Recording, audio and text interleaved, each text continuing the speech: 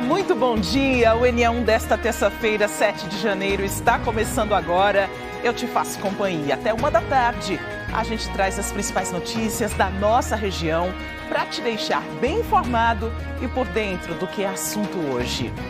E para fazer o NE1, toda a nossa equipe conta com a sua participação para isso. A gente pede para você enviar mensagem para o Canal Globo.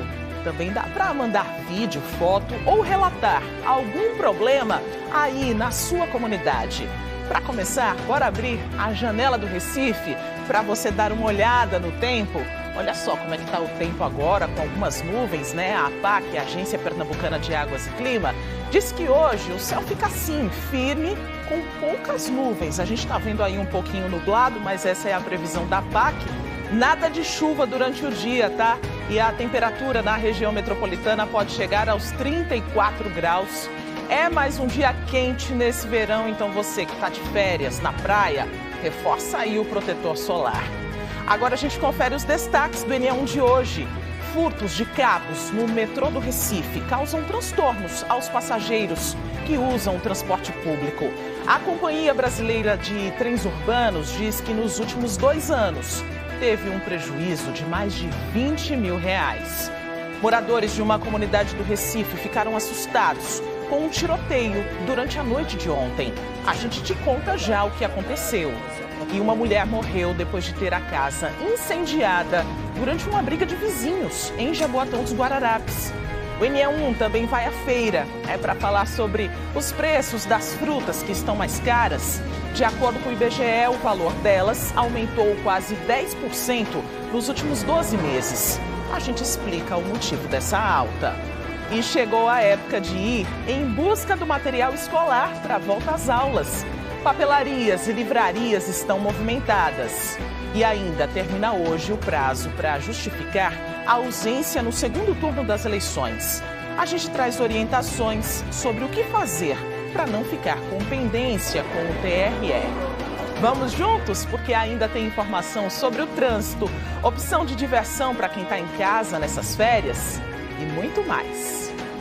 Agora são 11h51 e quem precisa usar o metrô todos os dias sabe como é difícil quando algum problema provoca a paralisação dos trens. Em alguns casos, o prejuízo de milhares de passageiros é provocado pelo furto de cabos do sistema do metrô. No último fim de semana, uma pessoa morreu eletrocutada, possivelmente tentando recolher fios de cobre. Gustavo Ferreira está com a gente nesse assunto porque, além de crime, é uma prática muito perigosa, né, Gustavo? Bom dia para você. Oi, Maristela, muito bom dia para você, bom dia a todo mundo que acompanha o NE1. Pois é criminoso, é perigoso. Por que a gente está falando sobre esse assunto hoje, vai falar mais sobre esse assunto no NE1 de hoje? É porque domingo, como você disse, Maristela, um homem de 24 anos foi encontrado morto, eletrocutado, perto dos trilhos da estação Alto do Céu, que fica lá em Jaboatão dos Guararapes, aqui na região metropolitana. Essa estação fica no bairro Alto da Colina, entre as estações Curado e também fica ali perto de estações muito importantes, né, da linha centro do metrô do Recife. Só para a gente ter uma ideia, por essa linha centro passam todos os dias 120 mil pessoas. E por que a gente está falando desse risco de furto de cabos?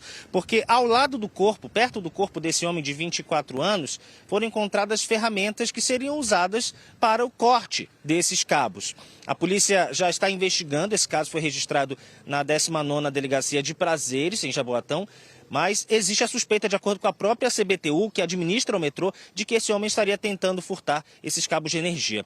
Olha, ali na linha centro passam cabos de 6.000 a 13.000 volts. É muita energia. Imagina só, para movimentar aqueles trens todos. Todo o sistema de metrô funciona por energia elétrica. A gente conversou com representantes da CBTU e também com o delegado.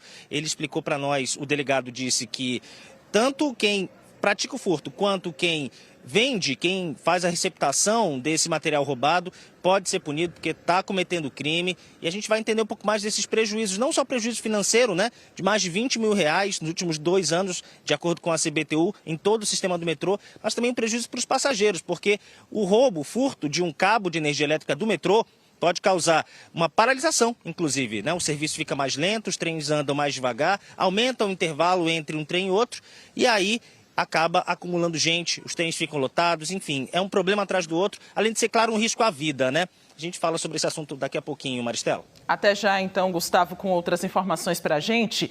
E eleitores que não votaram no segundo turno de 2024 têm até hoje para justificar a ausência. Bruno Fontes vai falar com a gente sobre esse assunto. Ele vai explicar para a gente como fazer para não ficar com pendências com a Justiça Eleitoral. Bruno, bom dia para você também. Oi, Maristela, bom dia para você, bom dia para todo mundo. Recife, a gente sabe aí, né, que não teve o segundo turno, mas aqui em Pernambuco tem cidades que tiveram esse segundo turno. Por exemplo, Paulista e também Olinda. Nesses dois municípios são 535 mil eleitores e pelo menos 120 mil eleitores precisam justificar. O que é que isso quer dizer? Se eles não fizerem isso, vão ter impedimentos aí legais. Tanto com aquelas questões no eGov, quando as pessoas entram para poder refazer algum documento, renovar a carteira de habilitação, também em relação aos passaportes, tem esse problema também de passaportes, e também, imagina, concursos públicos. E são impedimentos, empréstimos também bancários, são, claro, justificativas simples, mas que esses eleitores precisam fazer. E um outro ponto também, são as pessoas que estão aqui na cidade, estão de passagem por aqui, pessoas do Rio de Janeiro, São Paulo, Minas Gerais, esses locais, Belo Horizonte, esses locais que tiveram o segundo turno, elas precisam também justificar. A gente vai mostrar isso, do que vai acontecer, tudo isso, exatamente com essa parte aí da justificativa. O Orson Lemos está com a gente, chegou agora, eu queria então saber do senhor, que ele aqui é o diretor-geral do Tribunal Regional Eleitoral.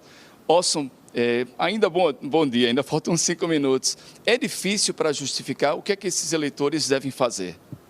Boa tarde, facílimo. Na verdade, o eleitor, qualquer canto do Brasil que teve o segundo turno, ele basta usar a forma eletrônica. Quem tem o e-título, abre o e-título e vai estar lá em serviços, justificativa.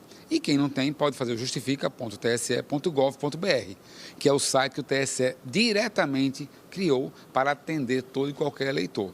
O eleitor tem que lembrar agora o seguinte, você agora tem que provar. No dia da eleição, você não precisa provar. Abre o e-título, justifica georreferenciamento, verifica que você está fora do seu domicílio. Porém, agora não. Agora, até hoje, às 23 horas, você tem que justificar. Como? Se for uma ausência por trabalho, declaração do trabalho. Se for uma ausência por saúde, atestado médico. Ou se for uma ausência por viagem, uma passagem, um comprovante de hotel. Se for qualquer outra ação, tem que comprovar. Por quê? O seu pedido, tanto no e-título como no site, é necessário anexar o documento da sua justificativa. Se não tiver um documento anexado, de imediato o juiz vai indeferir, porque você não está justificando. A palavra diz justifique. Então, ao ter isso, o juiz vai justificar, vai aceitar e com isso você não precisará pagar a multa. Quem fizer isso até hoje, até de noite, o juiz vai poder assim analisar e liberá-lo de uma multa e tornar você quite na Justiça Eleitoral. Eu agradeço, então, essas primeiras explicações aí do Tribunal Regional Eleitoral. O Orson Lemos, que é o diretor-geral. Então, fica atento, hoje é o prazo final para justificar, então, essa ausência no segundo turno das eleições. Maristela. Para não ficar com nenhuma pendência, né, Bruno? Até já, então, com outras informações. As frutas são fonte de vitaminas, fibras e contribuem para a prevenção de doenças. Especialistas dizem que o consumo delas deve ser diário. O difícil é conciliar o preço das frutas com o orçamento. De acordo com o IBGE, o valor desses produtos aumentou quase 10% nos últimos 12 meses. Bora saber, então, o motivo desse aumento todo? Ivan Duarte está numa feira para mostrar para a gente exatamente sobre este assunto, né? Para a gente entender por que as frutas ficaram mais caras. Ivan, bom dia. Oi, Maristela, bom dia a você também, bom dia a todos. Veja bem, algumas razões são as altas temperaturas e também a subida do dólar. Eu vou falar então de algumas frutas que entram aí nessa estatística, né, que o IBGE divulgou, uma subida de 9,58% nos últimos 12 meses. O Bruno Campos está comigo, a gente está aqui no mercado de Mangueiras, em Jaboatão dos Guararapes. Bruno, mostra por favor, uvas. Elas são um dos itens que subiram, então, de acordo com essa pesquisa que a gente repercute aqui no NE1. A gente separou ali do outro lado também algumas outras já juntas aqui para nós falarmos. Mamão, abacate, mais em cima ali, se o Bruno puder derivar para a gente, abacaxi e também o maracujá. São frutas que encabeçam aí essa subida no preço das frutas. Eu vou convidar para vir para cá para conversar comigo o seu Edson, que é aqui o dono dessa barraca onde a gente está, né, seu Edson? Eu queria que o senhor falasse para a gente assim, um comparativo, né, de quanto que o senhor comprava antes, por exemplo, algum desses produtos que eu citei, quanto está pagando agora. Ficou mais caro mesmo, né? Bom dia, seja bem-vindo. Bom dia. O abacate custou ainda R$25. Hoje está 10, baixou o abacate, mas estava muito caro. Quais subiram? Quais subiu? Subiu o abacaxi, subiu a laranja, abacaxi, maçã subiu muito, a uva também. O que mais? Bom, ó, o senhor tinha falado comigo do preço da laranja, que foi um dos mais escandalosos. Como é que era isso? Quanto o senhor pagava antes, quanto passou a pagar? R$50 a caixa, hoje está custando 70. Aumentou R$20 numa caixa. E não dá para segurar, né? Acaba tendo que repassar, né? Tem que repassar para o cliente. A gente é obrigado a repassar. O lucro fica muito pouco. Tá certo. Vamos entender agora com o Paulo Alencar. Ele é economista. Vai ajudar a gente, por favor, Paulo, a repercutir esse aumento. Além do porquê que isso está acontecendo, esses preços em alguns produtos interferem mais. Por quê? Bom dia, seja bem-vindo. Bom dia, Ivan. Bom dia a todos. De fato, veja, a gente vive momentos climáticos que estão interferindo muito nas safras. A gente teve 2023, 2024, o fenômeno do El Niño, que aqueceu a temperatura. Então, no norte do país, a gente teve temperatura muito elevada, é a maior temperatura desde 1961, pressiona o preço, tem seca, isso prejudica o solo. E no sul a gente teve chuvas severas, lá no Rio Grande do Sul. Quando a gente olha para os alimentos, a gente tem com o solo seco, o pessoal consegue produzir menos e ainda tem a logística do frete de trazer isso. Então a gente vive um período de dificuldade no plantio e na colheita, na produtividade. Isso faz com que os preços aumentem, principalmente o abacate. O seu Edson falou, o abacate aumentou em 2024 130%. Né? Então assim, mas por outro lado, outras frutas na safra ou na estação, como a manga, a melancia, o melão, essa diminui.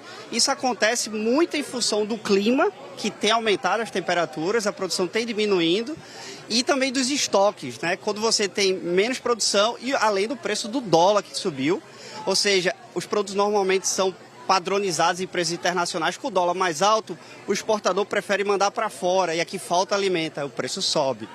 Agora, qual que é a orientação para o consumidor conseguir se organizar e não ficar sem as frutas?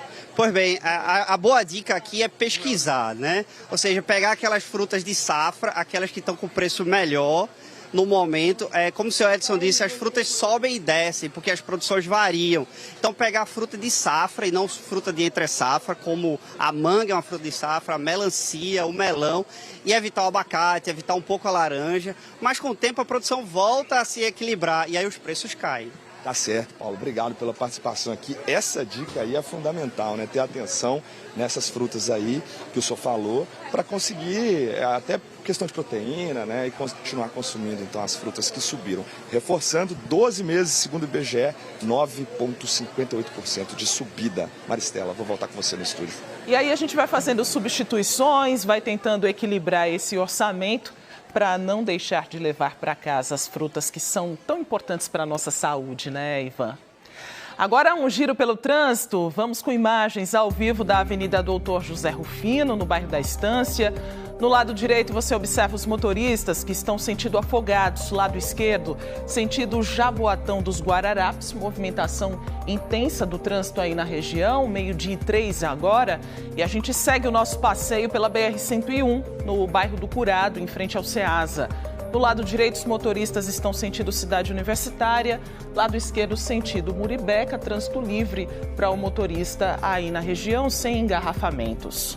Bora para a zona sul do Recife, Avenida Domingos Ferreira, no bairro de Boa Viagem, no cruzamento com a rua Bruno Veloso. Neste trecho, os motoristas vão no sentido Piedade e Candeias, movimentação bem tranquila do trânsito. E os dias estão mais quentes e a previsão da APAC é de falta de chuvas para os próximos 3 meses aqui no estado. Por isso, a Compesa montou um calendário de abastecimento emergencial para 15 cidades.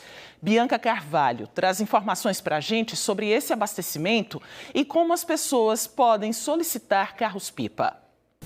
E o que preocupa é que a gente sabe que não tem chovido, a previsão é também de pouquíssima chuva nesses próximos 3 meses. Quando tem mais calor, temperatura alta, o manancial, a água do manancial, ela baixa mais ainda porque ela evapora. A gente, nesse calor enorme, a gente utiliza mais água. E de onde é que vai vir essa água? Eu vou conversar agora com o presidente da Compesa para saber, presidente, primeiro, o que as pessoas podem esperar desse racionamento, desse revezamento, desse calendário mais apertado que vocês já anunciaram que vai existir, sobretudo em virtude das barragens que estão em situação mais crítica. É uma medida de contingência, é um calendário emergencial. Como é que as comunidades vão saber qual é o calendário daquele determinado local? Por exemplo, vocês já falaram de 15 cidades no Agreste, falaram também de São Lourenço da Mata, Ipojuca, Cabo de Santo Agostinho, aqui na Metropolitana. Como é que a pessoa fica sabendo? É verdade. A Compesa, inclusive, ao lado da Secretaria de Recursos Hídricos e da APAC, participou de uma coletiva de imprensa, onde nós anunciamos os calendários. Esses calendários ficaram públicos, inclusive por meio da imprensa, mas é possível consultar também no site da Compesa, no compesa.com.br, por intermédio dos nossos aplicativos.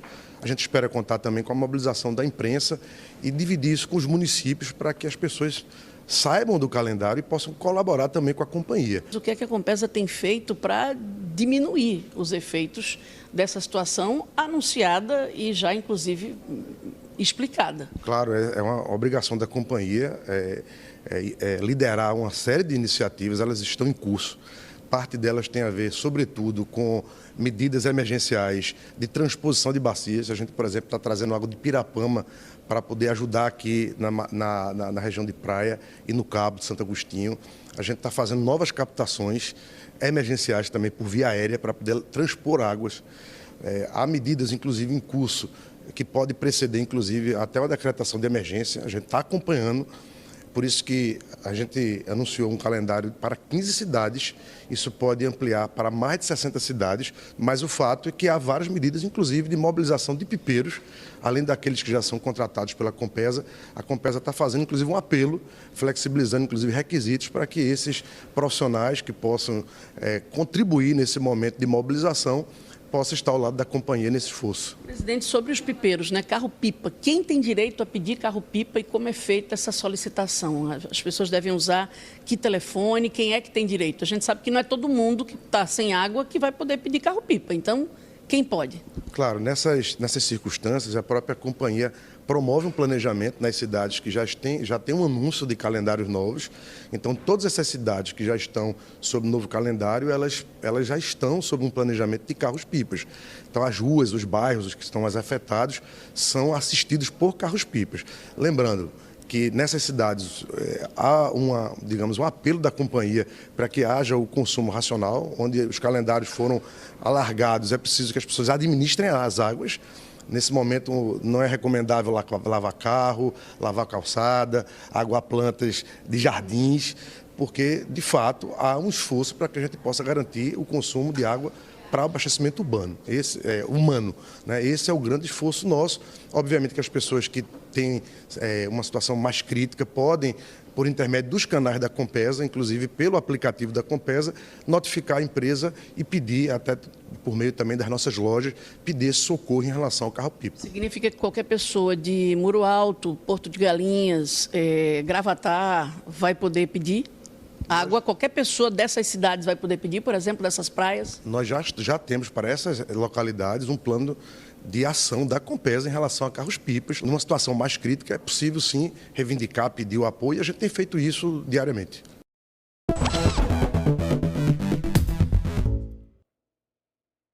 Vamos conferir as vagas de emprego disponíveis nesta terça-feira.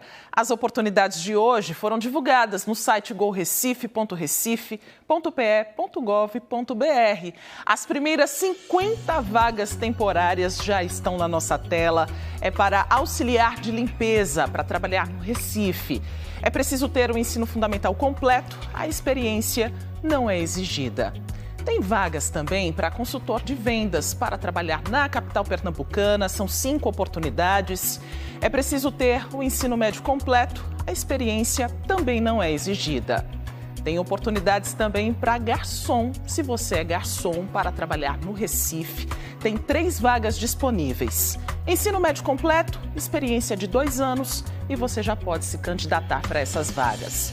Oportunidades também para mecânico, para trabalhar em Jaboatão dos Guararapes. São 2 vagas, é preciso ter o ensino fundamental completo, experiência de 6 meses. Vai lá no Gol Recife, tem outras informações para você. Boa sorte aí aos candidatos. A seguir, moradores de uma comunidade do Recife ficaram assustados com um tiroteio durante a noite de ontem. E uma mulher morreu depois de ter a casa incendiada durante uma briga de vizinhos em Jaboatão dos Guararapes. E um apartamento pegou fogo no bairro da Torre, no Recife. A gente mostra depois do intervalo. O NE1 volta já, agora 12h10.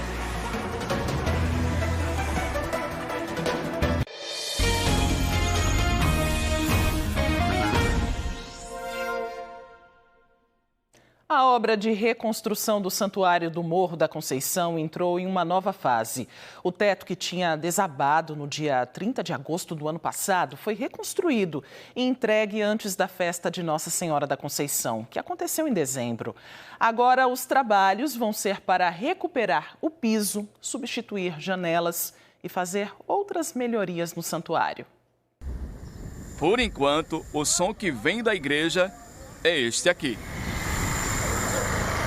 São funcionários que trabalham para refazer o altar e para retirar a cerâmica do piso. Tudo vai ser trocado. A primeira etapa, a emergencial, o telhado foi recuperado. A empresa, contratada pelo governo do estado, usou 26 toneladas de aço para cobrir uma área de 800 metros quadrados. O secretário executivo de Desenvolvimento Urbano disse que espera terminar as obras da igreja em 3 meses, antes da Semana Santa. Vai estar pronto. Da mesma forma que a gente cumpriu o prazo para a festa, vai estar pronto para a Semana Santa esse importante equipamento. Vai ficar mais bonito, o piso ele vai ficar com uma paginação nova, o altar vai ficar mais bonito, então além de seguro e confortável, ele também vai ficar mais bonito para que os pernambucanos celebrem sua fé.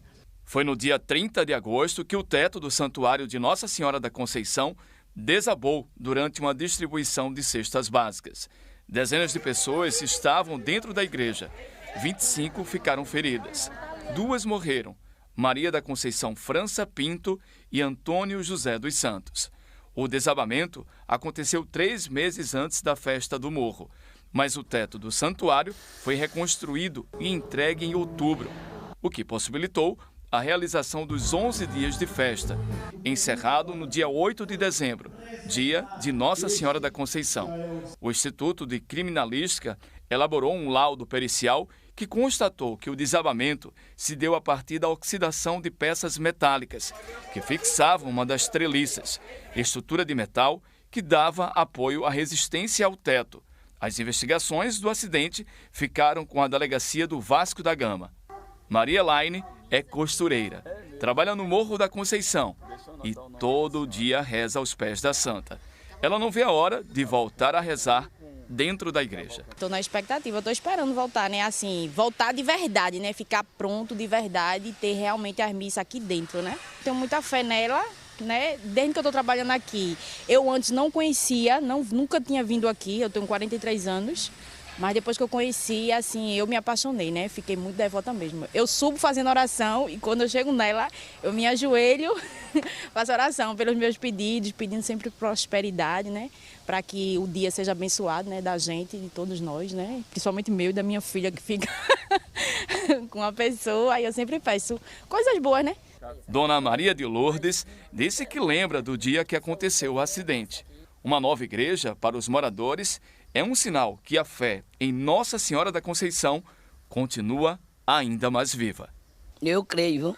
Eu creio, em nome de Jesus, em nome dela. Eu creio que tudo vai dar certo. E tá dando, né? Aliás, tudo vai dar certo, não, já tá dando. Janeiro chega com muitas contas, entre elas o IPTU.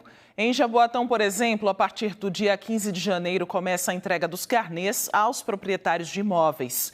Os contribuintes contam com o parcelamento em até 10 vezes ou podem fazer o pagamento em cota única.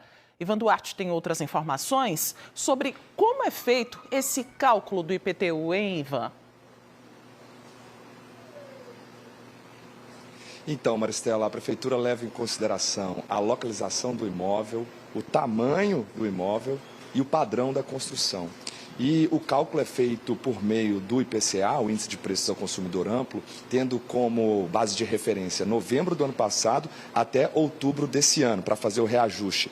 A taxa do IPCA foi de 4,77% neste período que eu falei. Eu estou aqui com o César Barbosa, ele é secretário da Fazenda de Jaboatão dos Guararapes, vai conversar com a gente para explicar para o pessoal, secretário, o que é feito com esse dinheiro que é arrecadado no IPTU. Boa tarde para o senhor, seja bem-vindo. Boa tarde a todos. Há um senso comum que o imposto IPTU ele serve para determinada atividade, mas não. Por ele não ter nenhuma verba vinculada, nenhuma despesa vinculada a ele, ele vai para o caixa da Prefeitura e é através do IPTU que a gestão pode fazer as melhorias na área de educação, saúde, infraestrutura, cultura. Então é uma verba desvinculada que serve para poder fazer os programas da gestão. Esse documento inclui também o valor da taxa de limpeza pública da cidade? Então as pessoas acabam contribuindo para isso também, para ter uma cidade mais limpa? Sim, a taxa, por ser vinculada, ela não tem direito ao desconto. O desconto é só do IPTU, porque a taxa, ela justamente é vinculada à limpeza pública. Então, com o dinheiro da taxa de limpeza pública, é que a Prefeitura vai poder fazer todo o serviço de limpeza de canais, recolhimento de lixo e tudo mais. Então, aí são duas contribuições diferentes? São duas contribuições diferentes. Um é o imposto e o outro é taxa. Pronto. O que eu queria saber também é as possibilidades de pagamento, parcelamento. Quem pode ter acesso aos descontos? O senhor pode explicar para a gente? Posso sim. Graças ao equilíbrio financeiro que o município conseguiu, inclusive sendo creditado com o Capaguiá no ano passado, não foi possível dar um desconto ao contribuinte de 20%, aquele que está em dia com o município em relação ao IPTU, de 10% para aquele contribuinte que tem um parcelamento, e esse parcelamento também está em dia, e mesmo aquele contribuinte que está devendo ao município, ele pode aproveitar deste pagamento da parcela única, que vai ser no dia próximo, dia 10/2, com desconto de 5%. A Prefeitura já começou a enviar esses carnês?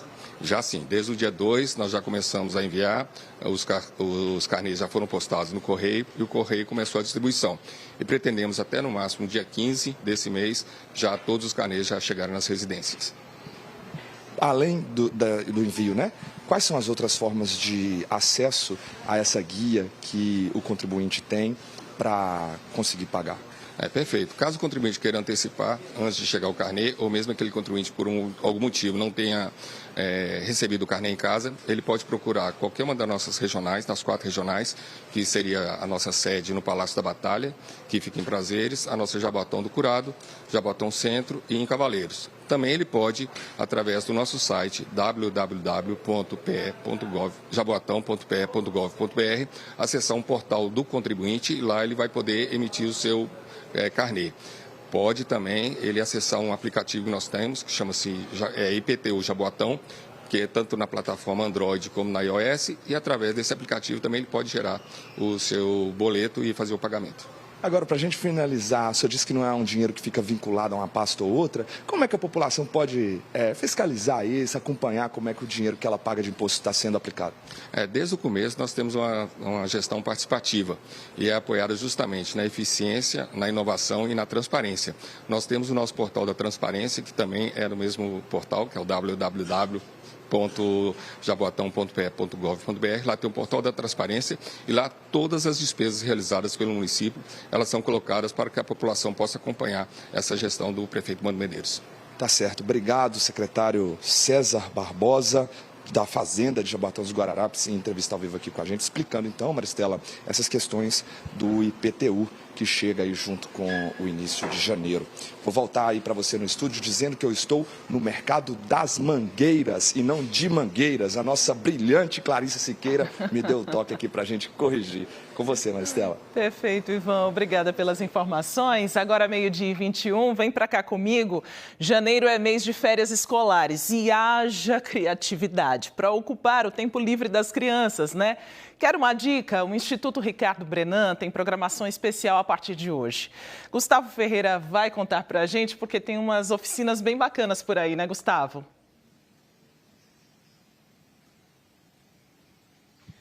Muito bacanas, Maristela. Oficina misturando arte, aprendizado, tudo para as crianças, mas a família toda acaba se divertindo, né? Eu estou aqui no Instituto Ricardo Brenan, a gente chegou agora há pouquinho, agora 12h22, tem muita gente já almoçando, mas ainda tem algumas pessoas visitando para conhecer esse espaço que é bonito o ano inteiro. Mas agora, em janeiro, ele vira um paraíso para as crianças e também para os pais, né, que às vezes não sabem o que fazer com os pequenos em casa. Sobre essa programação, vou conversar agora com Mariana Albuquerque, que é a coordenadora geral do Instituto Ricardo Brenan. Mariana, conta pra gente a programação que vai até o dia 30, não é isso? Tem oficinas com visitação de exposições. Primeiro, queria que você falasse da exposição, né? Tem uma exposição especial aqui, fala um pouquinho dela e depois a gente fala da programação. Boa tarde. Perfeito. Boa tarde, Gustavo. Boa tarde a todos. Então, aqui em janeiro, a gente está oferecendo duas coisas bem bacanas para toda a família, não só para a criança, tá? Então, primeiramente, tem um horário que está estendido. Então, a gente está abrindo de 10 da manhã às 17 horas. Então, como você bem disse, as pessoas podem vir antes do almoço ou então aproveitar para vir após o almoço. A segunda coisa é a exposição de Pansete. Essa é uma exposição de um pintor super consagrado. Ele é do modernismo, da segunda fase do modernismo brasileiro. Essa exposição esteve em São Paulo, esteve também em Belo Horizonte e agora está em Recife. Então, ele pinta muitas paisagens de marinha, então tem muito a ver aqui com Recife, né, com a nossa cultura de praia. Então, vale a pena visitar a exposição de Pansete. E aí, as oficinas de férias acontecem do seguinte modo. As crianças vão visitar a exposição de Pansete, que é dividida em eixos, autorretrato, marinhas, família e natureza morta. E, em seguida, elas vão ser convidadas a fazer alguma atividade artística e lúdica em cima da exposição. E aí vai ter tinta, vai ter tela para as crianças? Vai ter tinta, vai ter tela, vai ter areia, vai ter argila, vai ter modelagem. Então, a gente vai procurar cada dia da semana fazer a utilização de um suporte diferente. Então, vai ser bem dinâmico. Bem dinâmico, né? Para as crianças aproveitarem. E crianças de até que idade? A partir dos 3 anos até os 12, mas é claro que aquela mamãe, aquele papai que achar que uma criança de 2 já dá conta de ficar ali, porque veja, para a gente apreciar a arte não tem idade, né? Então, desde bebê a gente estimula que essa visitação aconteça. Bom, daqui a pouquinho a gente vai falar um pouco mais sobre essas oficinas, porque, Maristela, a gente vai até o local onde vão acontecer essas oficinas, começando a partir das 2 horas da tarde. Então, para você, pai, mãe, que está acompanhando o NE1, fica com a gente, porque a programação de janeiro está só começando, o mês está só começando, né? A gente vai falar mais sobre horários também, valores dos ingressos. Daqui a pouco você me chama que eu volto aqui no Instituto Ricardo Brenan, Maristela. Tem atividade para criança, para adolescente, mas na verdade é um passeio para a família inteira, né? Esse espaço onde você está agora, né, Gustavo? É um presente, é belíssimo, tem um acervo muito rico. Então daqui a pouco você volta para trazer outras informações para a gente. Olha, 120 mil eleitores de Olinda e de Paulista não votaram no segundo turno de 2024. E essas pessoas têm até hoje para justificar a ausência. Bruno Fontes volta a falar com a gente sobre esse assunto. A gente está por aqui avisando, né, Bruno? O prazo vai até hoje. Mas quem perder esse prazo, acontece o quê, hein? Aí ele vai ter que pagar essa multa, né? Vai ter que emitir esse documento, né, na GRU, e depois vai procurar agências bancárias. Mas é bom lembrar que hoje é o prazo do segundo turno. O prazo do primeiro turno foi, então, mês passado, 6 de dezembro. Então, veja já que os problemas vão aumentando, né? Tem gente que não justificou o primeiro turno, já deveria ter pago, então, essa multa e agora vai ter que justificar, talvez, esse segundo turno. Deixa eu voltar aqui para Orson Lemos, que é o diretor-geral do Tribunal Regional Eleitoral de Pernambuco. Orson, às vezes as pessoas pensam assim, você estava até me explicando, né, que não quer votar, que é contra os políticos, mas o que é que acontece, por exemplo, com esse dinheiro, essa multa que algumas pessoas vão ter que pagar? Todo o dinheiro arrecadado em multas, seja por partidos ou para eleitores, vai para o fundo partidário. Então, para quem acha que a ausência ao voto é para quem não quer dar alguma contribuição aos partidos políticos, ele está contribuindo financeiramente. Então, justifique, já que você não quer contribuir financeiramente, mas se não justificar, vai ter que pagar a multa. E você estava dizendo, por exemplo, logo na nossa primeira participação, agora, né, daqui a pouco, 13h, daqui a 34 minutos, ou seja, fisicamente não dá mais para ele vir ao TRE. Os prédios vão fechar agora. Só pelo e-título? Exatamente. Nossos cartórios no mês de janeiro funcionam até 13h. Então, em Recife, Jaboatão, Olinda, Paulista, todos eles vão estar fechados de 13h. Então, fisicamente, só até 1 em cartório eleitoral, não é aqui na sede, não. E na internet, o e-título ou justifique.tse.gov.br até 23h59. É a única forma de você resolver isso ainda hoje. Caso você não consiga resolver com a justificativa comprovando com o documento, é melhor você já partir para pagar a multa. No mesmo local você pode buscar essa multa, é uma GRU, no valor de R$ 3,50. Detalhe. O GRU, é o Guia de Recolhimento da União, né? Aquele documento oficial de cobrança. Esse Guia de Recolhimento da União, ele vai exclusivo para o fundo partidário e, por ser uma multa eleitoral, só pode pagar ou por Pix ou no Banco do Brasil. Então, você ainda tem que talvez enfrentar uma outra fila de um outro banco, caso você não tenha justificado. Então, é necessário que você se atente a essas informações para não ficar da última hora perdendo um emprego, um benefício social ou se atrapalhando. Era isso que eu ia perguntar ao senhor. Por exemplo, com um pleito já atrasado, ele pode ter um impedimento para retirar um empréstimo, até no Enem, quando vai fazer, então, passou no Enem e vai fazer a inscrição na universidade. Isso também pode complicar para ele tirar um passaporte, um empréstimo bancário, uma prova, um outro concurso público? Muito boa essa pergunta, porque a pessoa tem que entender. O seu título é cancelado se você tiver 3 pleitos seguidos sem votar ou justificar. Aí já é pior, é um título cancelado. Porém, se você tiver 3 para justificar ou 1, não importa. Ele não está quite, ou com 1, ou com 2, ou com 3. A ausência de quitação é que você não está apto como cidadão brasileiro. E essa ausência é que lhe impede de tirar um passaporte, de fazer um empréstimo bancário para uma casa ou qualquer benefício social. São N setores que podem impedir, inclusive o Enem. Estamos às portas do resultado do governo do Enem e quando as pessoas foram bater na universidade, quitação eleitoral será cobrada. Eita, tem que correr. Então, é importante lembrar, qualquer ato de cidadania é exigido a quitação eleitoral.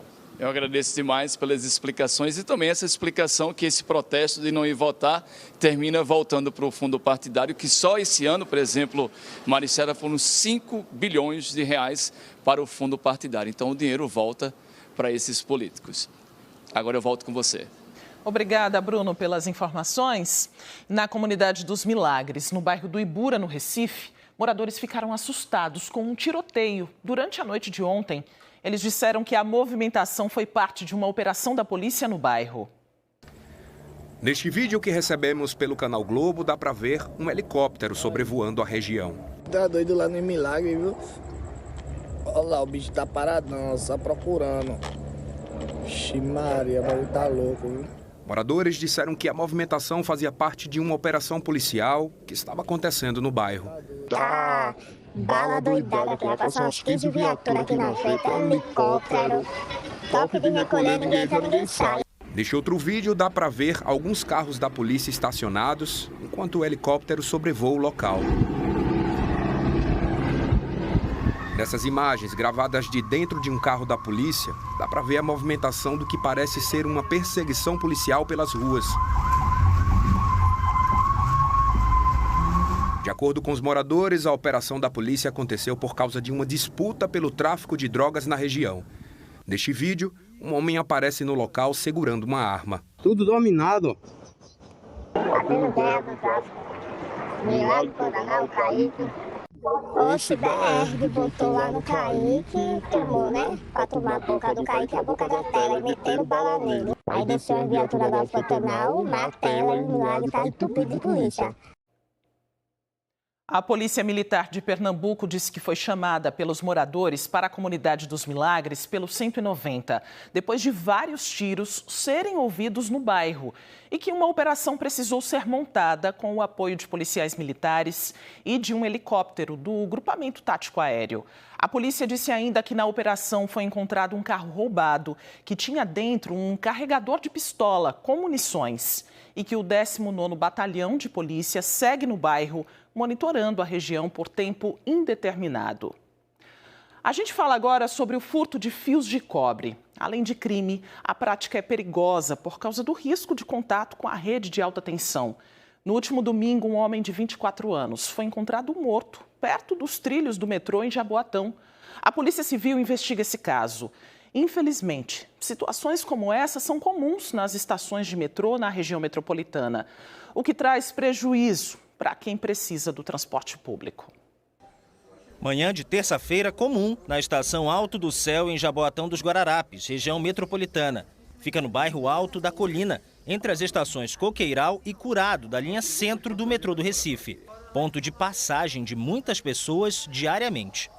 Foi perto dos trilhos que, no domingo, um homem de 24 anos foi encontrado morto, eletrocutado.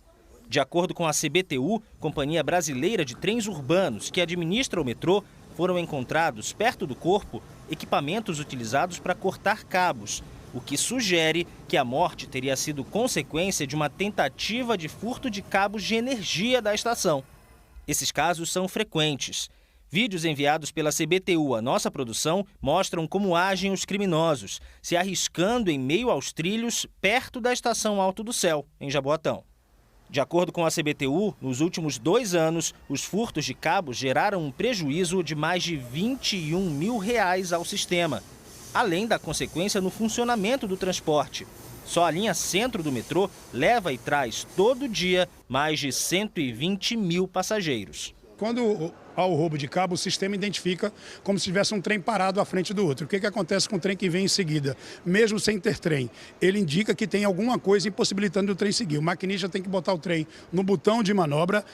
Nesse trecho, ele roda entre 35 e 40, vai rodar entre 5 e 10 por hora. Então, se você vai acumulando isso, você vai diminuir o número de viagens. Com a diminuição do número de viagens, em torno de 30 a 40 viagens, cada trem desse leva 2 mil pessoas, no horário de pico, você bota aí 60 mil lugares a menos. Isso vai ocasionar o que no horário de pico? Maior intervalo, né? Menos lugares, trens superlotados. Os trens são alimentados por energia elétrica. A potência nas linhas varia de 6.000 a 13.000 volts. Hoje de manhã, na estação Joana Bezerra, no Recife, em menos de meia hora, nós registramos esses flagrantes de pessoas atravessando os trilhos. Esse homem se equilibra para subir na plataforma. A CBTU diz que adota medidas para tentar reduzir as ocorrências envolvendo as áreas eletrizadas. Se você vê qualquer pessoa que não esteja identificada com nenhum tipo de equipamento de segurança, que é o famoso EPI, você liga para o nosso Metrô Denúncia, não precisa você se identificar. É o 3972-8778. Funciona 24 horas por dia e os 7 dias da semana, porque você é um grande fiscal também, já que você utiliza o metrô no dia a dia. De janeiro a novembro do ano passado, a Secretaria de Defesa Social de Pernambuco registrou 389 casos de roubos e furtos de cabos em todo o estado. Para tentar coibir essa prática criminosa, os deputados aprovaram um projeto de lei com punições a quem vender, adquirir ou armazenar cabos de energia elétrica furtados. Entre as penas, uma multa que vai de R$1.000 a R$50 mil. A lei foi sancionada em dezembro e tem 60 dias para ser regulamentada. No Recife, a Prefeitura sancionou uma lei no ano passado que proíbe a comercialização de cobre queimado sem procedência legal. A pena é de multa. A lei já está valendo, mas ainda precisa de regulamentação. O caso do homem eletrocutado próximo à estação Alto do Céu do metrô foi registrado na 19ª Delegacia de Prazeres, em Jaboatão. A Polícia Civil abriu um inquérito para investigar as circunstâncias do que aconteceu. O delegado Mário Melo explica que tanto quem pratica o furto quanto quem repassa o material está cometendo crime. A gente está falando do crime de furto qualificado mediante escalada, que traz uma pena de 2 a 8 anos de reclusão e multa. Lembrando que a escalada é sempre um meio anormal do infrator adentrar em determinado compartimento. Então, a escalada pode ser tanto por cima, então aquele que escala um poste, aquele que adentra na parte superior de determinado compartimento, mediante escalada, e aquele que cava um túnel também. E quem compra, quem vende, quem revende esse cobre, esses cabos frutos de um furto, também podem ser penalizados? Com certeza, né? Sendo um produto de crime, um produto de infração penal, todo aquele que fomenta esse comércio, fazendo com que o material fique mais distante do legítimo proprietário, vai estar incorrendo no crime de receptação. A gente também tem a receptação qualificada, que é esse que lucra com esse proveito, ou seja, que faz disso uma atividade comercial. A polícia reforça a importância de denunciar. Qualquer pessoa pode denunciar, é um direito legítimo, constitucional, um direito de petição. Então, vai numa delegacia de polícia, registra um boletim de ocorrência. Lembrando que o registro da ocorrência pode ser feito em qualquer delegacia. Em caso de flagrante de roubo de fios, a população também pode acionar a Polícia Militar pelo número 190. Uma mulher morreu depois de ter a casa incendiada durante uma briga de vizinhos em Jaboatão dos Guararapes. Os pais e a irmã dela ficaram feridos no incêndio e estão internados no Hospital da Restauração em estado grave. Bruno Fontes vai trazer os detalhes deste caso. Como foi que isso aconteceu, hein, Bruno? E a gente às vezes não acredita, né, que uma notícia vai ser mais triste, né, ou então mais trágica mesmo que uma outra. Veja só, de acordo com as informações, eu estava buscando aqui as últimas informações, é que houve uma discussão no domingo por causa de um animal, de um gato. Foram duas famílias aí que discutiram. Então, a Samara Cristina, de 25 anos, ela, o pai e a mãe e uma outra irmã estavam dentro dessa casa e os vizinhos teriam jogado, então, uma garrafa com gasolina e atearam fogo nesse local, nessa casa. Eles ficaram acuados, tentaram se proteger num banheiro, mas já foram encontrados pelos vizinhos, pela comunidade, já desmaiados. Foram trazidos, eu estou aqui no bairro do Derby, foram trazidos aqui para o Hospital da Restauração, mas infelizmente a Samara Cristina, de 25 anos, não resistiu e morreu. Tudo isso, essa história, aconteceu lá na Muribeca, na rua Vinícius de Moraes. A polícia está investigando porque o casal, os autores desse crime, de acordo com a comunidade e as primeiras informações da polícia, eles teriam fugido. Fizeram isso. Eles fugiram, não foram encontrados ainda e a comunidade, já um outro episódio de violência, foi até essa casa desses autores desse crime e eles colocaram fogo também nessa casa. E aí, infelizmente, a gente agora vai acompanhar o estado de saúde e, claro, o que é que vai acontecer com essas outras 3 pessoas que estão internadas no Hospital da Restauração. Esse crime está sendo investigado pela Polícia Civil de Pernambuco e essas pessoas continuam em observação nesse estado grave no Hospital da Restauração. Eu volto com você, Maristela. Nossa, Bruno, que história, hein? Qualquer atualização é só chamar a gente aqui no NE1. E um incêndio atingiu hoje pela manhã um apartamento no 4º andar de um prédio no bairro da Torre, zona oeste do Recife.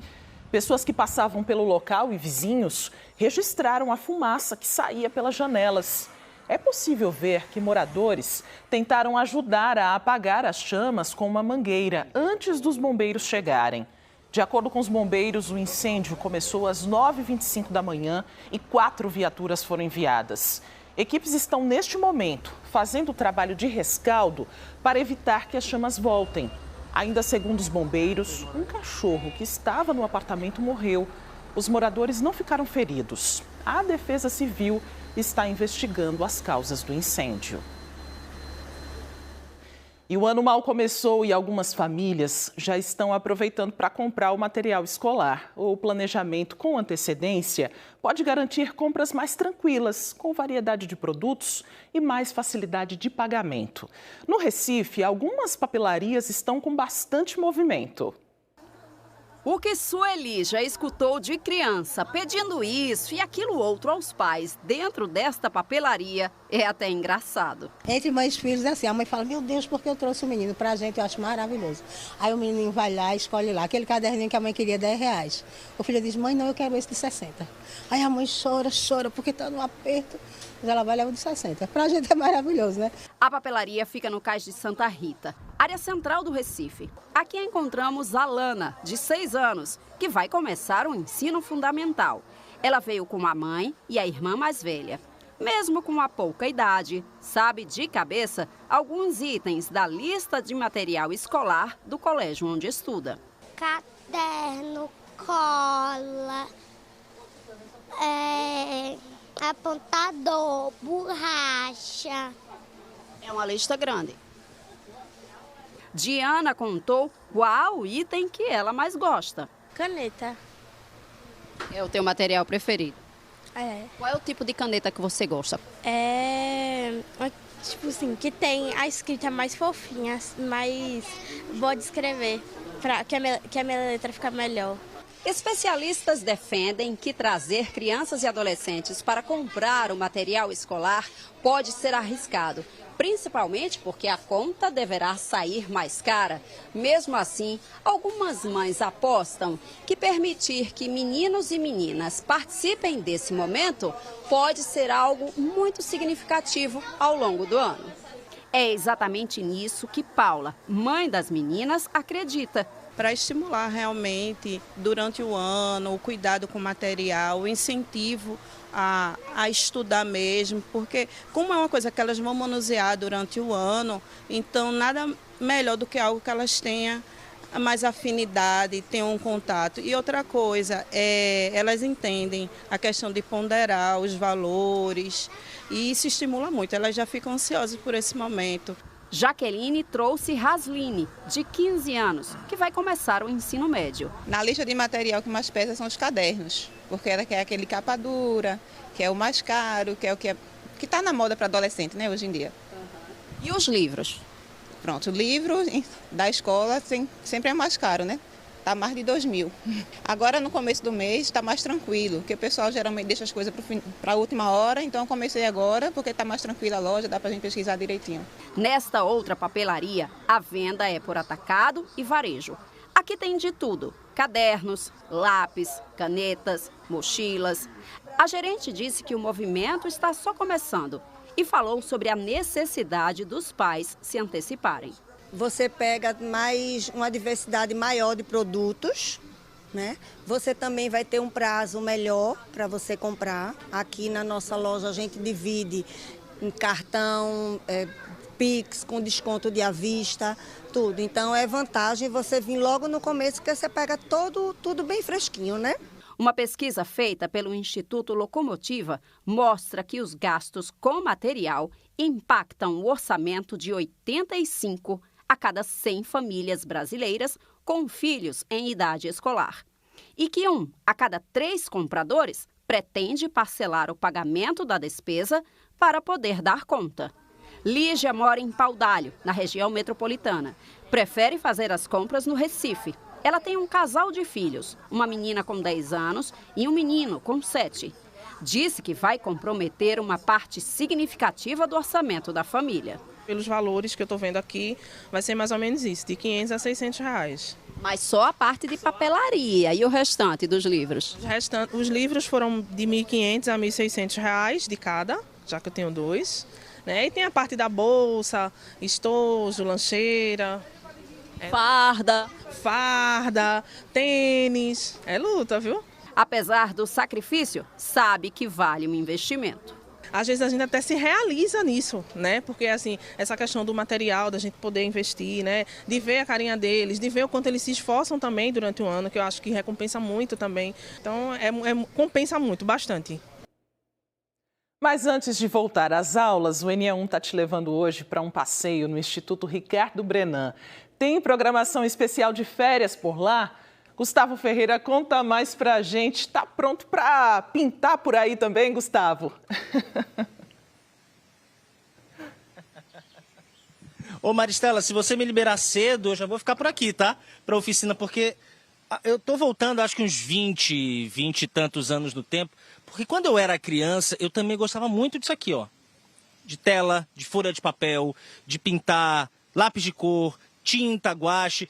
E essa mesa aqui, ela tá preparada para as crianças que daqui a pouquinho, a partir das 2 horas da tarde, vão poder entrar e viajar por esse universo das artes aqui no Instituto Ricardo Brenan. Tudo isso aqui faz parte de uma oficina. Essa oficina começa hoje, vai até domingo. Vão ser ciclos de oficinas, né? Até o final do mês de janeiro. E quem vai contar um pouco mais sobre como vai funcionar essa programação, que é uma programação especial de férias aqui do Instituto, é Mariana Albuquerque, com quem eu já conversei, coordenadora geral aqui do Instituto, vai falar um pouco mais. Agora, sobre essas oficinas, elas têm a ver com a exposição de pansete lá dentro na Pinacoteca.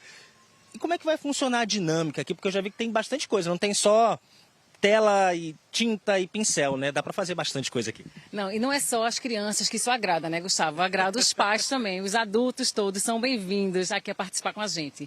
Então, de novo, como é que acontece essas oficinas? Então, de terça a domingo, sempre à tarde, e aí a criança se inscreve na oficina e vem participar aqui fora. Mas, primeiramente, eles visitam a exposição de pansete que está lá dentro da nossa Pinacoteca. Então, eles vão mergulhar nesse mundo de pansete, nas marinhas, nos retratos, natureza morta, vão aprender um pouquinho sobre quem é Pansete, esse pintor que foi tão importante para aqui, para o nosso modernismo brasileiro.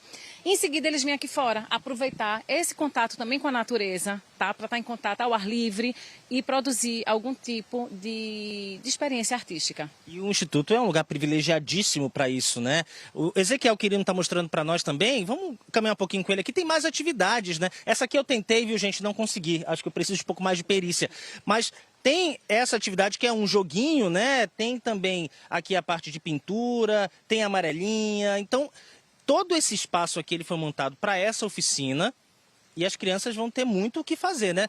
Só relembrando, faixa etária das crianças que podem participar. De 3 a 12 anos, mas se a criança tiver um pouquinho menos do que 3 e os pais acharem que eles dão conta de ficar com a criança, ajudando ali no manuseio, eles podem participar sim. Agora, Mariana, é muito legal, né? Para o pai, para a mãe, para o responsável, ter esse espaço de desenvolvimento das crianças, até as mais pequenininhas, né? Ter contato com a arte, com as cores, com o manual, isso ajuda muito, né? Na formação, na nossa formação. Gustavo, mais do que apenas se divertir, a nossa missão aqui é democratizar e acessibilizar a arte. Então a gente quer cultivar, a gente quer criar nessas crianças o gosto pela arte, para que eles sejam futuros consumidores de arte, futuros consumidores de museu. E quando eu digo consumir, é vir a esses espaços, explorar esses espaços e realmente valorizar o que a gente tem aqui de arte e patrimônio. Bom, só para a gente encerrar então, essa é uma atividade voltada para as crianças, mas o Instituto está com um horário estendido, né, ao longo do mês? Isso, estamos abertos das 10 às 17 horas, sendo a última entrada 16h30. Ingressos, quanto custa para participar, tanto para visitação no Instituto quanto para participar dessas oficinas? Pronto. Inteira custa R$50, meia R$25 e para participar da oficina você paga também R$25. Então, fica o convite, né? Para os pais, para as mães e para as crianças que estão assistindo também. Olha só, gente, agora 12h48, dá tempo, começa às 2 da tarde. Então, quem quiser, quem estiver aqui por perto, depois do almoço, é só chegar. Almoça com calma e pode vir ao Instituto, ficar até 5 horas da tarde. Que maravilha. Programação vai ter, né, Mariana? Obrigado, viu, pela participação. Bom trabalho para você durante esse mês. E aí, Maristela, eu vou voltar para minha mesinha. Eu ainda trabalho, tá? Ainda volto no NE1 de hoje. Mas eu acho que dá tempo de fazer alguma pintura por aqui, algum desenho. Depois eu mostro para vocês aí na redação. Volto contigo. Boa, Gustavo. Faz sim. Olha, eu brincaria com tudo por aí também. Gostava de tudo isso na infância. E com o início de 2025, muitos contratos de aluguel de casa e apartamento estão sendo renovados ou reajustados. A negociação precisa ser feita entre os proprietários e os inquilinos. Mas e quando uma das partes resolve encerrar o aluguel antes do tempo, como é que fica o contrato, hein? Bruno Fontes está com um advogado para tirar essa e outras dúvidas para a gente. Bruno. Quais as garantias, né, Maristela, tanto do inquilino como também do proprietário? E quando você fala dessa renovação, desse reajuste, as pessoas assim pensam, início do ano tem tudo, né? Mensalidade, livros, IPTU, aluguel, mas vamos lá.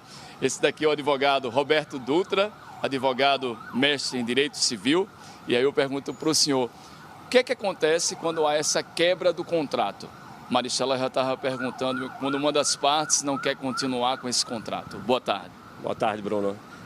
Inicialmente é importante dizer que todo contrato de locação ele tem um prazo, né? E esse prazo, via de regra, ele deve ser obedecido. Mas existem hipóteses aí que acabam ocasionando a quebra prematura desse contrato. E normalmente, quando há essa quebra prematura, há incidência da aplicação de multas. Como pode ser essa multa? O proprietário, ele pode estipular ou segue também todas as diretrizes do direito? O que é que as pessoas devem entender sobre essa multa? A multa ela é limitada, né? A legislação traz os critérios dessa multa assim, inserida nesses contratos de locação. E aí na lei do inquilinato prevê lá que a multa máxima não pode ultrapassar 3 meses do valor da locação. Tem que ser obedecido esse teto máximo aí para que o contrato não fique, né, desproporcional para nenhuma das partes. Isso também vai ter essa proporção da quantidade de meses que ele alugou esse apartamento, essa casa. Por exemplo, ele tem um contrato de 36 meses, 3 anos. Vamos dizer que com 12 meses agora, o inquilino não quer mais. Ele quer, então, ir para uma outra casa. O que é que acontece? Qual o cálculo?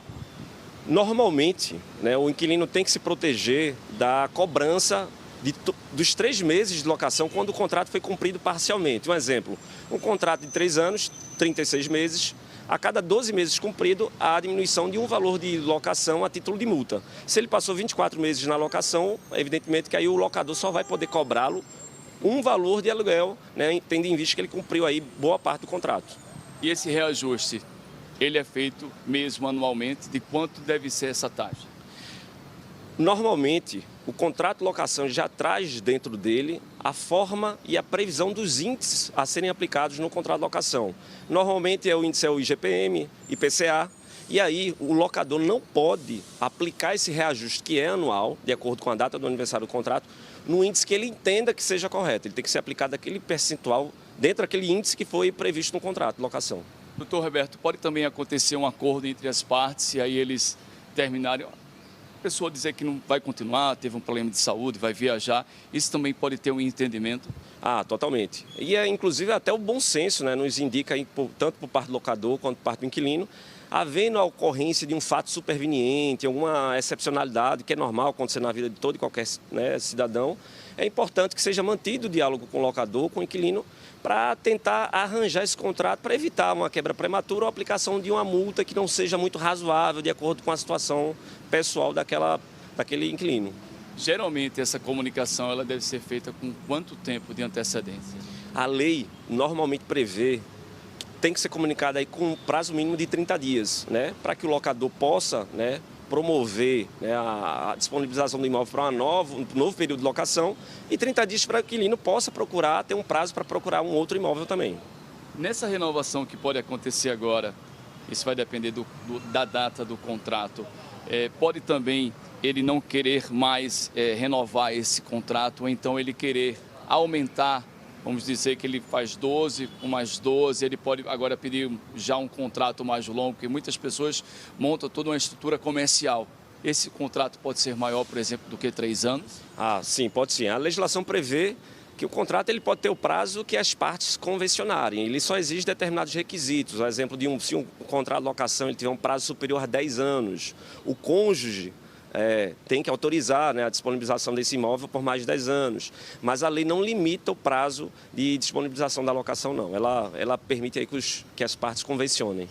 Eu agradeço demais ao senhor Roberto Dutra aqui com a gente, trazendo essas informações. E por último, Maristela, não pode ter aquela retenção da caução, tá? O contrato feito, tudo ok, aí o proprietário tem que devolver também essa caução. Estava me explicando aí, doutor Roberto. Eu volto com você, Maristela. Tem que ajustar tudo bem direitinho no contrato, né, Bruno? E nos destaques do Jornal Hoje, você vai ver as buscas por um motociclista desaparecido em Goiás. Roberto Kovalik.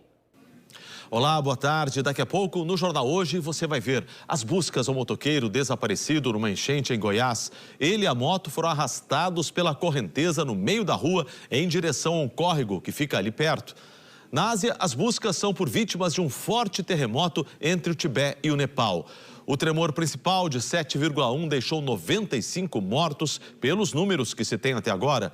Outros 50 tremores secundários foram registrados. E mais uma evidência do que causou aquele acidente aéreo na Coreia do Sul que matou 179 pessoas no fim do ano. Penas de pássaros foram encontradas numa das turbinas do avião. Os peritos ainda querem saber por que o piloto não baixou o trem de pouso e por que havia um muro no fim da pista. Tem muita coisa acontecendo e você precisa ficar bem informado. Então fique ligado. Daqui a pouco a gente se encontra no Jornal Hoje. Até lá.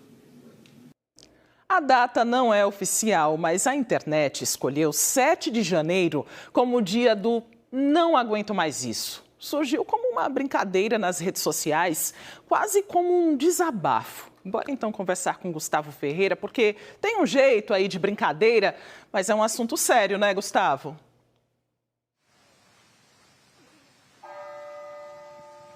Seríssimo, viu, Maristela? A gente está aqui falando sobre esse meme, né? Essa corrente da internet, esse dia do Não Aguento Mais Isso. É divertido, rende uns vídeos bacanas, só que, na verdade, o que está por trás disso é muito sério, né? Existem pesquisas que mostram que, principalmente entre os jovens, o nível de insatisfação, o nível de estresse com tudo está muito grande, está crescente. E por isso que a gente acaba reclamando demais. Quem veio, né, nos últimos anos, aí geração Z principalmente, está muito satisfeito. E a gente pode comprovar isso empiricamente, né? Quem conhece alguém aí dos anos 2000 sabe que é comum esse tipo de comportamento.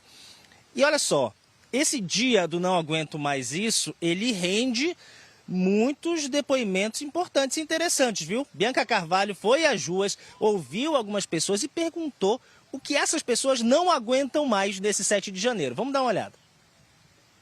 Eu não aguento mais não ter dinheiro, sério. A pessoa, quanto mais trabalha, não tem nem um centavo. Não sobra dinheiro, eu não sei o que faço mais. Eu não aguento mais o calor, pois um ar-condicionado não compete com a conta de energia. Ficou difícil ligar o ar para segurar o calor e pagar a conta. Permanecer sem dinheiro. Quer dizer assim, tentar manter a renda do mês, assim, emendando dinheiro por dinheiro, ver o que vai dar para quando chegar no final do mês completar. Mesmo assim ainda fica faltando alguma coisa. Eu não aguento mais o abandono do centro da cidade do Recife. Está cada dia mais abandonado. A gente anda e é só abandono que a gente vê. Eu não aguento mais pagar boleto. É todo mês esse negócio de pagar boleto. Isso cansa, minha gente.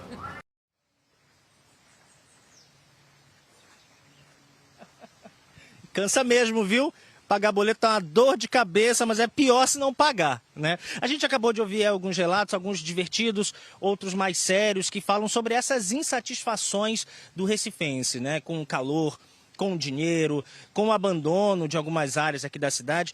Vamos conversar um pouco mais sobre isso com o Eduardo Jorge, que é neuropsicólogo, porque esse assunto é sério, como a gente está dizendo aqui, então não vamos ficar só no campo da internet, né, Eduardo? Muito boa tarde, bem-vindo ao NE1. Esse dia, ele marca um momento de insatisfação, mas só que essa insatisfação ela é geral, né, ultimamente, todos os dias, o ano inteiro. Bom dia, Gustavo. Boa tarde, Gustavo. Boa tarde a todo mundo que nos assiste. Sim, a gente vive uma insatisfação crônica. É claro que tem fatores reais, né? As questões econômicas, as relações tóxicas, a questão da violência urbana, isso tudo faz com que a gente, as precariedades do próprio poder público, ajuda a gente a ficar insatisfeito. Mas existe, por outro lado, uma cultura da intolerância constante, onde todo mundo tem que ser feliz o tempo todo, está todo mundo aí nessa felicidade ilusória aí, que a gente precisa, inclusive, de momentos aí de pausar, de tristeza. E a gente estava conversando agora há pouco, né, antes da nossa entrada ao vivo, sobre isso, sobre essa necessidade de estar sempre bem, de ter uma imagem muito boa. Isso tem muito a ver com essa superexposição, né, que é característica também dos mais jovens, né? E aí pesquisas mostram que esse estresse, ele é mais presente entre os mais jovens, não é isso? Isso. Inclusive saiu uma pesquisa agora do Instituto Ipsos que mostra que a geração Z, que nasceu de 95 até 2010, é mais estressada, é mais ansiosa do que as outras gerações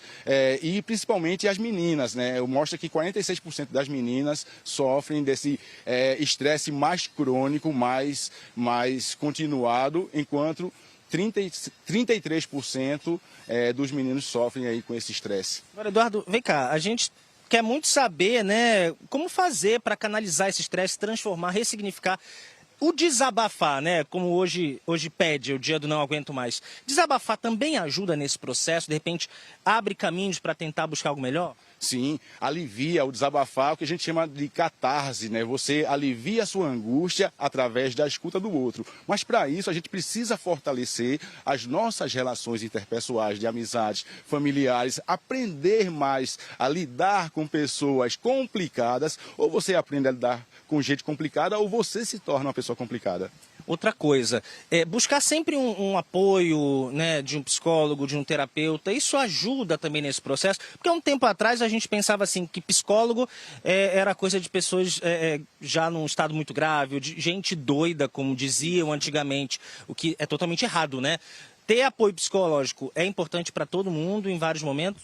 Pelo contrário, pessoas inteligentes buscam ajuda profissional quando não conseguem desenvolver, vamos dizer, quando não conseguem se libertar desse estresse mais crônico. Lembrando que a gente precisa de um certo nível de estresse, né? É uma reação neurobiológica frente a uma situação de ameaça ou perigo. Então a gente precisa se proteger e o estresse ajuda. O problema é o estresse contínuo. É como se a pessoa estivesse diante de predadores o dia todo. Claro que hoje o excesso de tela, o excesso de trabalho, a ditadura da produção, a ditadura da produtividade, da alta performance, tudo isso faz com que a gente se angustie. Fora o comparativo, né? Que na internet está todo mundo viajando com Lamborghinis, com jatos, e eu não conheço ninguém que tenha Lamborghini, não. Pois é, e mesmo assim somos felizes, né, Eduardo?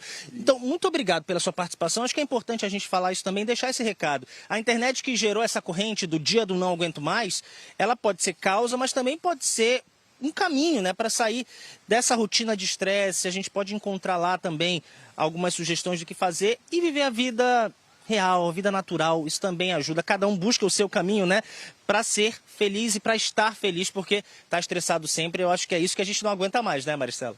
Pois é, Gustavo, viver cuidando da saúde daqui, ó, da mente. Muito obrigada. O NE1 volta amanhã, você pode rever e compartilhar as reportagens a qualquer hora no Globoplay. Uma ótima tarde para você, obrigada por sua companhia. Fique agora com o Globo Esporte.